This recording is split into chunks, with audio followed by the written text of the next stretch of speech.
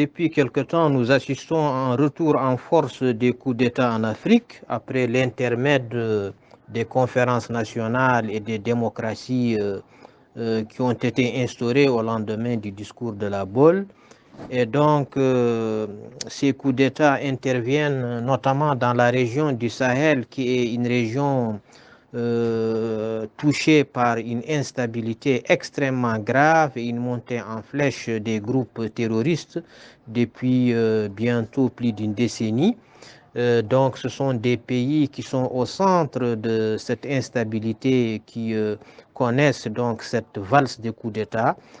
Après le Mali, il y a eu le Burkina Faso et puis maintenant le Niger, à qui le tour serait-on tenté de dire. En tout cas, c'est une situation extrêmement grave qui nous ramène des décennies en arrière. Et ce sont des coups d'État qui certainement ne vont pas du tout régler le problème, mais au contraire vont l'aggraver davantage parce qu'on sait très bien que face à ces groupes djihadistes, il va falloir une très grande force de frappe que ces pays, en tout cas sahéliens, n'ont pas. Et je vois en tout cas personnellement très mal cette volonté de vouloir se débarrasser des puissances occidentales et des forces en présence donc dans le cadre de la coopération bilatérale ou internationale.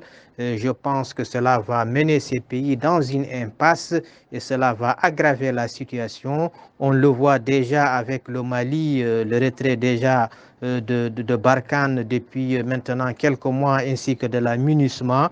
La situation sécuritaire s'est gravement détériorée et les terroristes sont aux portes de Tombouctou.